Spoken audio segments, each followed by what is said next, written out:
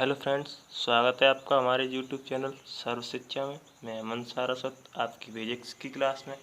कल मैंने आपको फिजिक्स के एक टॉपिक यानी कि वैद्युत आवेश एवं वैद्युत क्षेत्र के चैप्टर के टॉपिक अक्षीय स्थिति में वैद्युत क्षेत्र की तीव्रता के बारे में बताया था। आज मैं आपको वैद्युत द्विध्रुव की निरक्षीय स्थिति यानी उसका वैद्युत क्षेत्र की वैद्युत द्विध्रुव आघूर्ण की अनुप्रयोग दूसरी अनुप्रयोग निरक्षीय स्थिति में वैद्युत क्षेत्र की तीव्रता बताऊंगा। तो चलते हैं अपने टॉपिक की तरफ। आज का अपना टॉपिक है टॉपिक नंबर 7। क्योंकि मैंने पहली वीडियो में 6 टॉपिक बता दिए हैं। देखते हैं, हमारा टॉपिक है वैद्युत द्विध्रुव की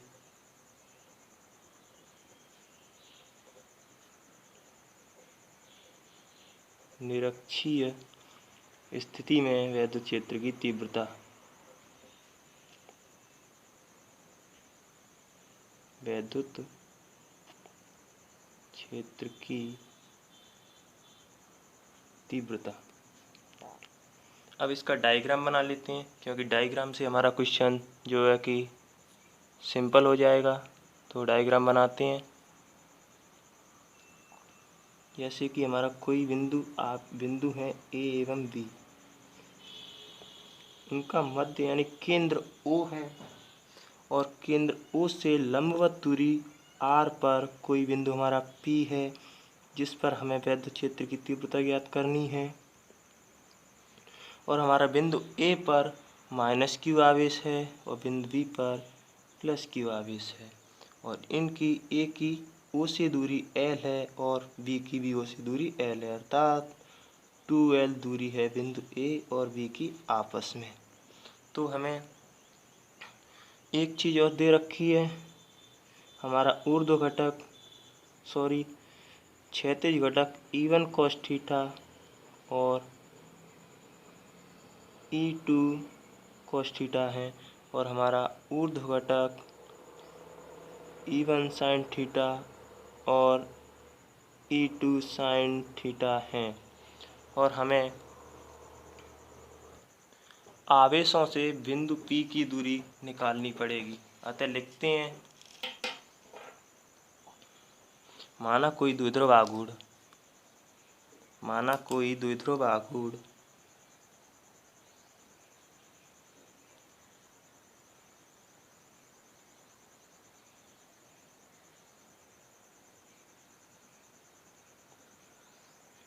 ये भी है, जिसके आवेश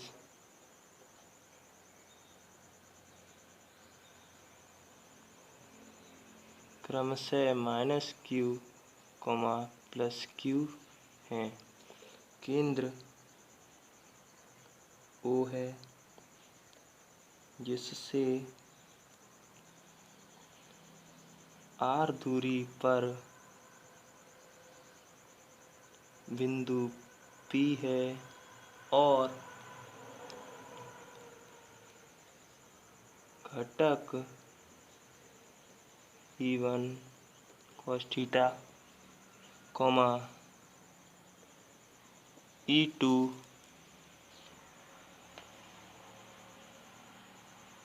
cos थीटा तथा ये क्षैतिज घटक हैं, क्षैतिज, और तथा ऊर्ध्व घटक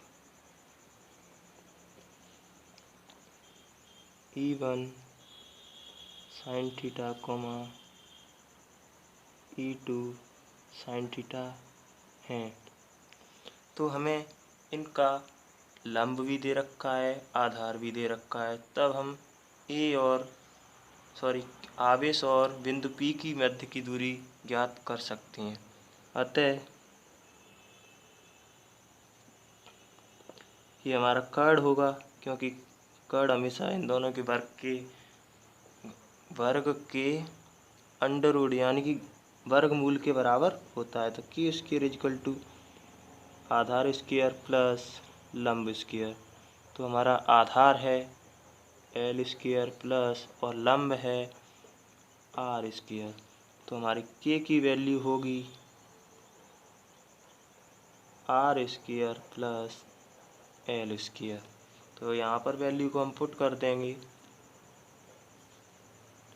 अंडर रूट में R square plus L square, और यहाँ पर भी यही होगी R square plus L square. Clear? तो चलते हैं। प्लस क्यू आवेश के कारण निरक्षीय स्थिति में विद्युत क्षेत्र की तीव्रता। प्लस क्यू आवेश के कारण निरक्षीय स्थिति में विद्युत क्षेत्र की तीव्रता।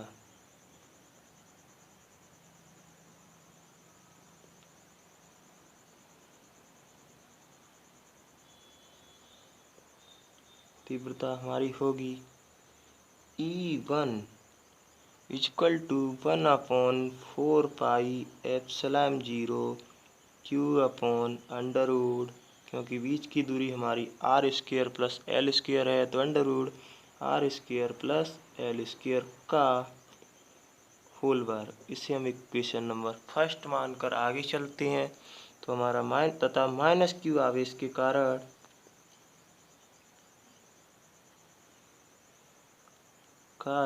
विद्युत क्षेत्र की तीव्रता, वही है निरक्षीय स्थिति में विद्युत क्षेत्र की तीव्रता।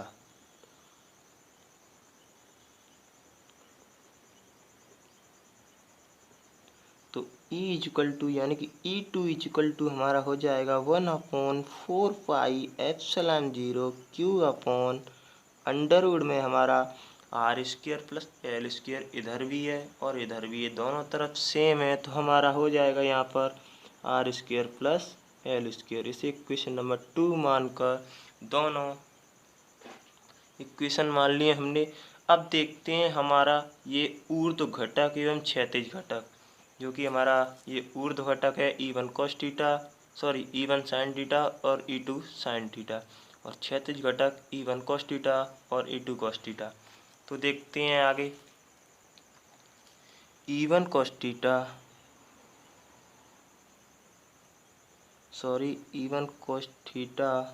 व E2 sin थीटा हमारे हैं, E2 cos थीटा हमारे कैसे घटक हैं? क्षैतिज घटक।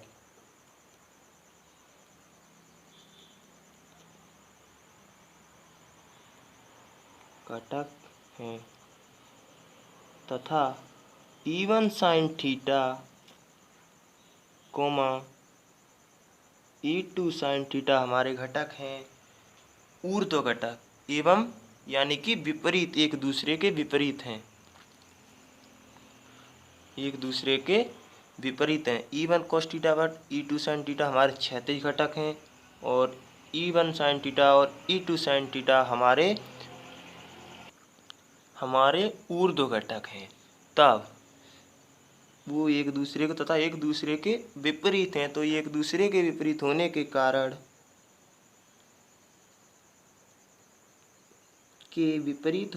कारण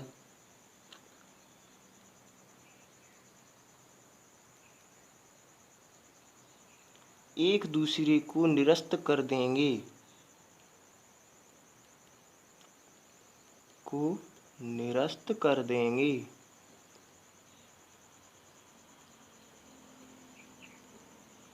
तब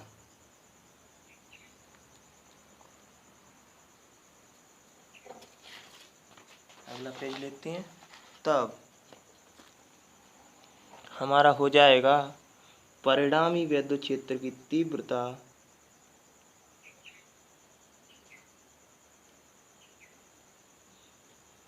विद्युत क्षेत्र की तीव्रता हमारी होगी E equal to E1 cos theta plus E2 sin theta. और इक्वेशन फर्स्ट से हम यहाँ पर E1 की वैल्यू पुट करेंगे।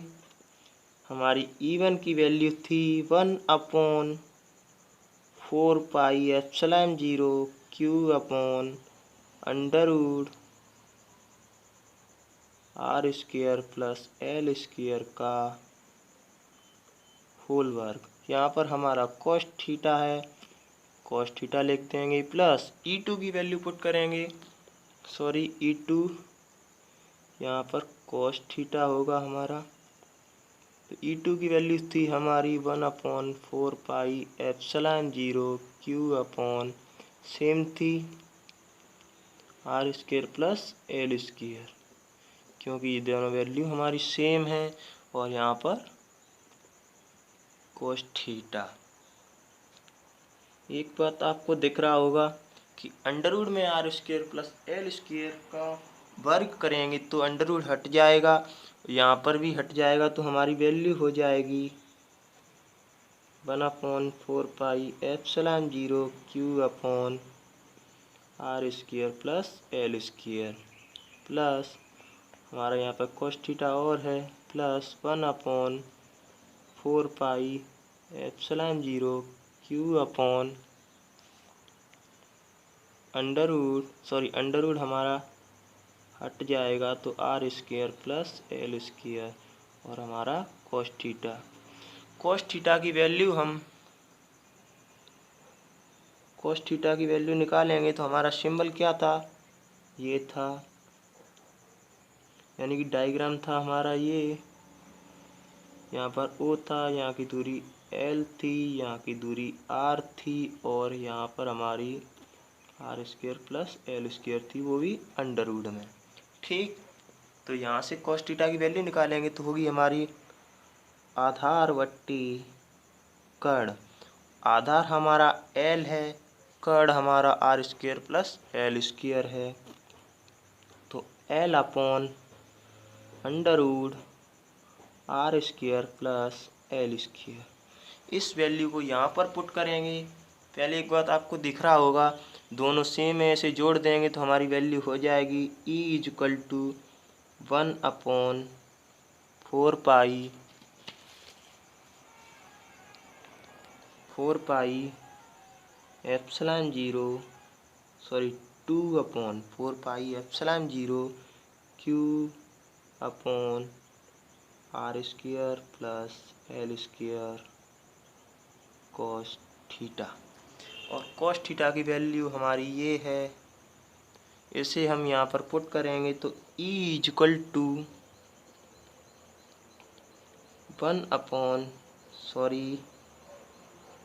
2/4 pi epsilon 0 Q into L यहाँ से आ जाएगी और R square plus L square इसकी पावर 1/2 है और 1 इधर है, 1/2 प्लस 1 इक्वल टू हो जाएगी हमारी R square plus L square की पावर 3/2।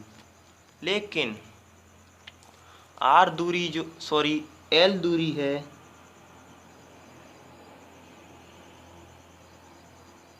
एल दूरी आर दूरी, यानी कि ये एल दूरी है वो हमारी आर दूरी की तुलना में बहुत छोटी है।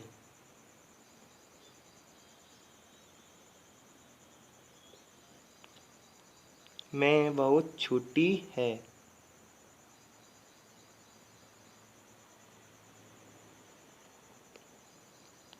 तब ये नग्न हो जाएगी तो L इक्वल लगभग बराबर 0 के।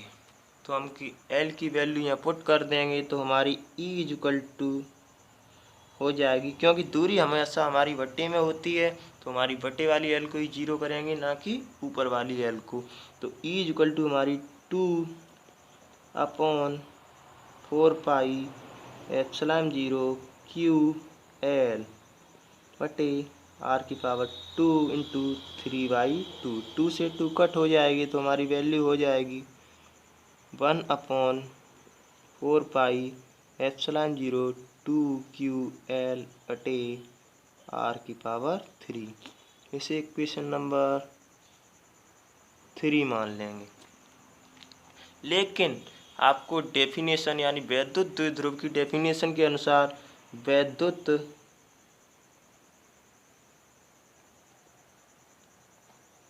द्विध्रुव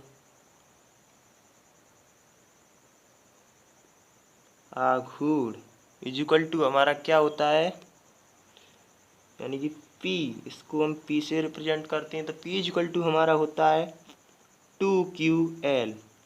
तो इस वैल्यू को हम इस जगह पर पुट करेंगे तो हमारी हो जाएगी निरक्षीय स्थिति में विद्युत क्षेत्र की तीव्रता E equal to 1/4 pi epsilon 0 P/RQ। यही हमारी निरक्षीय स्थिति में विद्युत क्षेत्र की तीव्रता का व्यंजक है। क्लियर? आप एक बार देख लीजिए, अगर आपको अच्छा समझ नहीं आ रहा तो वीडियो को रिपीट करके भी देख सकते हैं। क्लियर? तो चलते हैं। अब मैं आपको इस चैप्टर के न्यूमेरिकल्स कराऊंगा। तो चलते हैं न्यूमेरिकल्स की तरफ।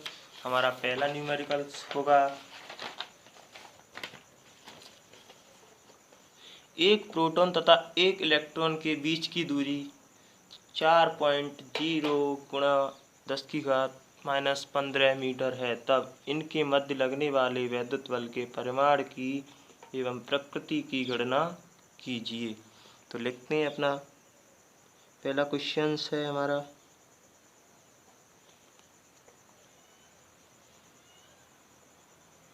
एक प्रोटॉन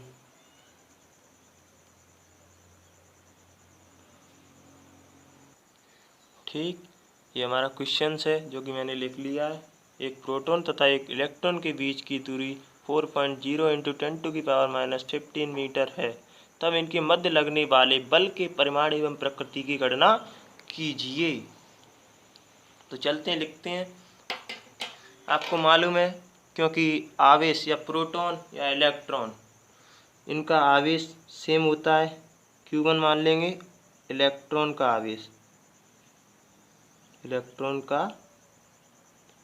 आवेश, इसे हम Q1 मान लेते हैं। आपको मालूम है 1.6 × 10⁻⁻19 कूलाम होता है ये। और सेम Q2 इसे मान लेंगे प्रोटॉन का आवेश। आपको मालूम होगा ये भी सेम होता है, क्योंकि आवेश न्यूट्रॉन, प्रोटॉन, इलेक्ट्रॉन तीनों का सेम होता है। तो 10⁻19 कूलाम।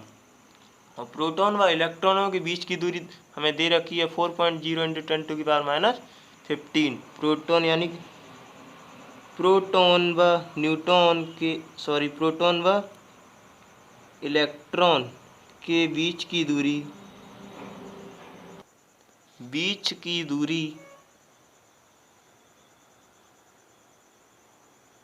हमारी है 4.0 × 10⁻⁻19 मीटर।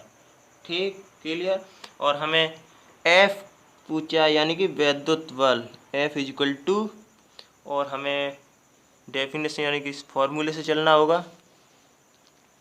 प्रोटॉन व इलेक्ट्रॉनों के बीच विद्युत बल, प्रोटॉन व इलेक्ट्रॉनों के बीच विद्युत बल, इलेक्ट्रॉनों के बीच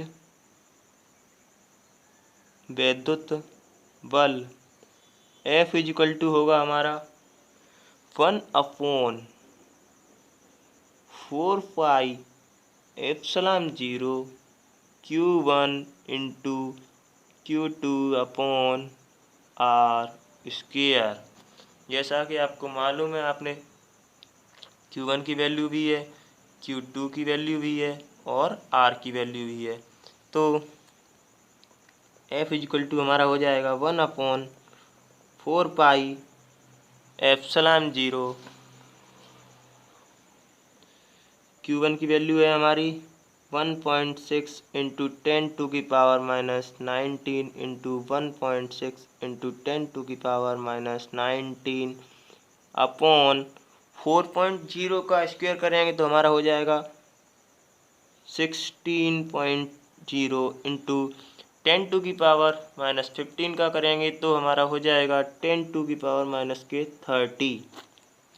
आप ये -19 और ये -19 ऐड हो जाएंगी तो हमारी वैल्यू हो जाएगी 1.6 इंटू 1.6 की मल्टीप्लाई करेंगे पहले तो 1.1/4 की वैल्यू होती है 9 इंटू 10⁹ इसे पुट कर लिया 1.6 इंटू 1.6 होता है 2.56 क्लियर इंटू 10⁻19 और 19 10 हो गई हमारी -38 और ये हमारी -30 ऊपर जाएगी तो +30 हो जाएगी। तब हमारा यहाँ पर बचेगा 16 तो 9 इंटू 10⁹9 एवं +30 9 और 30 हमारी हो जाएगी 39 से हमारी माइनस के 38 जाएगी तो हमारी वैल्यू बचेगी 9 इंटू 2.56 इंटू 10 बटे 16 तो f की वैल्यू हो जाएगी 90 इंटू 2.56 अपॉन 16 से इसे कट करेंगे तो हमारी वैल्यू आएगी 5.625 इंटू 2.56 तो f की वैल्यू हमारी हो गई। इसकी इससे मल्टीप्लाई करेंगे तो हो जाएगी वैल्यू हमारी 14.4 और आपको मालूम होगा कि बल हमारा फोर्स का मात्रक यानी बल का मात्रक होता है हमारा न्यूटन। तो मात्रक लगा देंगे तो हमारी ये वैल्यू आ गई। यही हमारा एक इलेक्ट्रॉन तथा प्रोटॉनों के बीच की दूरी 4.0 इंटू 10⁻⁻15 मीटर में लगने वाले बल के परिमाण एवं प्रकृति का मान है। ये हमारी वैल्यू है, यही हमारी आ जाएगी 90.2 2.56 upon 60 is equal to 5.625 into 2.56। इसका इससे मल्टीप्लाई करेंगे तो हमारी वैल्यू आ जाएगी ये 14.4 क्लियर। तो चलते अपने दूसरे एग्जाम्पल की तरफ। तो हमारा अगला क्वेश्चन है एक अल्फा कण 15 इंटू 10⁴ न्यूटन पर कूलाम के वैद्युत क्षेत्र में स्थित है, उस पर लगे वैद्युत बल की गणना कीजिए। अल्फा कण का आवेश यानी Q का आवेश होगा, यानी कि अल्फा कण है एक, इसका आवेश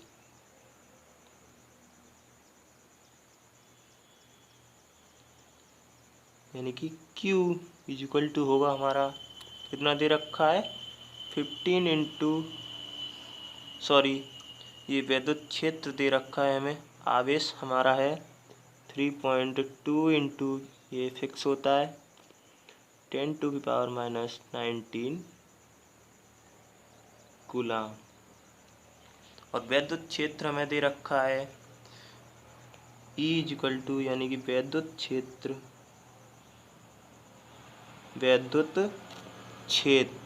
E इज इक्वल टू हमारा है 15 इंटू 10⁴ न्यूटन पर कूलाम क्लियर। और हमें वैद्युत बल पूछा है, इसमें वैद्युत बल F इज इक्वल टू हमारा पूछा है। तो इस क्वेश्चंस को हम सॉल्व करेंगे तो वैद्युत क्षेत्र की तीव्रता से सॉल्व करेंगे। वैद्युत क्षेत्र की तीव्रता E is equal to F upon Q। ये हमारा व्यंजक था, वैद्युत क्षेत्र की तीव्रता का व्यंजक दूसरा, लेकिन ये हमारा फॉर्मूला था। और हमें F ज्ञात करना है तो F इज इक्वल टू हमारा होगा E इंटू Q। Q इधर चला जाएगा तो हमारा F इज इक्वल टू हो जाएगा E इंटू Q। तो F की वैल्यू निकालने के लिए ई की वैल्यू पुट करेंगे। ई की वैल्यू है हमारी 15 इंटू 10⁴ और क्यू की वैल्यू है हमारी 3.2 इंटू 10⁻⁻19। ये 4 ये 19 ये माइनस की हैं, ये प्लस की हैं, तो ये इसमें से माइनस हो जाएंगी, यानी कि 15 इंटू 3.2 इंटू 10⁻⁻50। क्लियर। तो F इजिकल टू होगा हमारा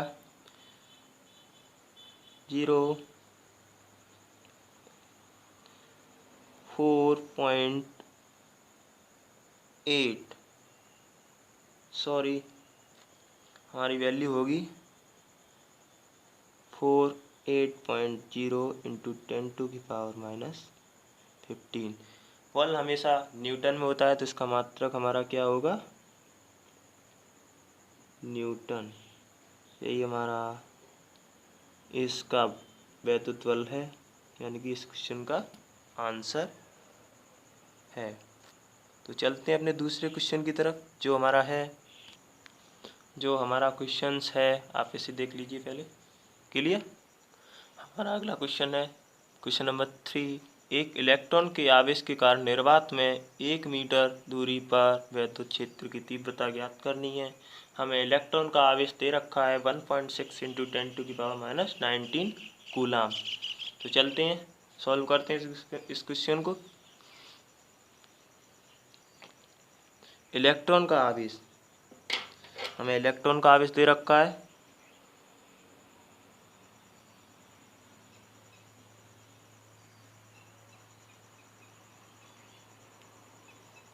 Q is equal to 1.6 into 10⁻⁻19 coulomb. Clear. दूरी हमें R बराबर दे रखी है, R इजिकल टू हमें दे रखी है 1.0 मीटर। क्लियर। और विद्युत क्षेत्र की तीव्रता का फॉर्मूला होता है, जिसके जरिए हमें विद्युत क्षेत्र की तीव्रता ज्ञात होगी। विद्युत क्षेत्र की तीव्रता E इजिकल टू हमारा होता है 1/4πε0 Q/R स्क्वायर। क्लियर। और E इजिकल टू हमारा हो गया 1/4πε0 का होता है 9 इंटू 10⁹। क्लियर। और Q की वैल्यू यहाँ पर पुट करेंगे, तो हमारी Q की वैल्यू है 1.6 इंटू 10⁻⁻19 और हमारा दूरी 1 दे रखी है, 1 का स्क्वायर करेंगे तो 1 ही होगा। क्लियर। तो 9 इंटू 10⁹, 10⁻⁻19 इधर है और 9 इधर है, तो 9 माइनस होगी इनमें से, तो हमारी वैल्यू बचेगी -10 इंटू 1.6। तो E इजिकल टू होगा हमारा